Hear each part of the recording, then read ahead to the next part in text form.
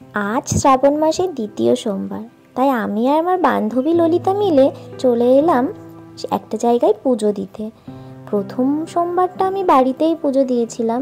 এবার হঠাৎ মনে হলো যে এই জায়গাটায় যাই। তো হঠাৎ মনে হওয়া যেই ভগবান যখন মনে করিয়েছে তখন তো যেতেই হবে, তাই জন্য চলে এসেছিলাম। এখানে এসেই প্রথমে শিব মন্দিরে পুজো দিয়ে নিয়েছি। তো একটাই শিব মন্দির, দু ধাপে দুটো ছিল, আমরা দু জায়গাতেই জল ঢেলে নিয়েছি।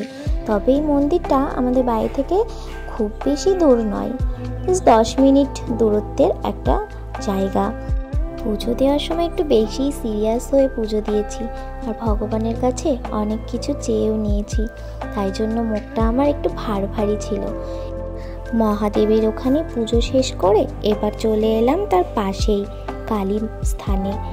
মা কালী এখানে রয়েছেন, দেখতেই পেলে গাছটিতে কত ভাড়া বাঁধা আছে। সবাই বলে মনের ইচ্ছে নাকি পূরণ হয়। আমি এর আগে এই জায়গাটায় অনেক বছর আগে এসেছিলাম একবার, তখন শিব মন্দিরটা কমপ্লিট হয়েছিল না। এখন দেখছি মন্দিরটা কমপ্লিট হয়ে গেছে, তবে অনেক দিন ধরে আসবো করে আসা হচ্ছিল না। হঠাৎ কি মনে হলো আজকে চলেই এলাম।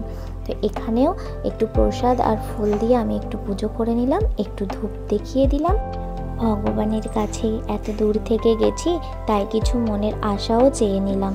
আজ এখানে অনেক লোক গিয়েছিল, বেশ মোটামুটি একটা ভিড় দেখলাম। কিন্তু অন্য সময় জায়গাটিতে এলে এত নিস্তব্ধ একটা জায়গা, মনটা যেন জুড়িয়ে যায়, মনটা শান্ত হয়ে যায়। এই যে মন্দিরটা টোটাল এরিয়া, ওই দিকটায় প্রথমে রয়েছে শিব মন্দির, তার মাঝে কালী মন্দির, আর এখানটায় তৈরি হচ্ছে রাধা গোবিন্দের একটা মন্দির। ওটা ইনকমপ্লিট বলে পাশে একটা টিনের ঘরে রাধা গোবিন্দকে রাখা রয়েছে। তারপর পুজো শেষ করেই আমরা ছবি টবি তুলে বাড়ির পথে রওনা দিলাম।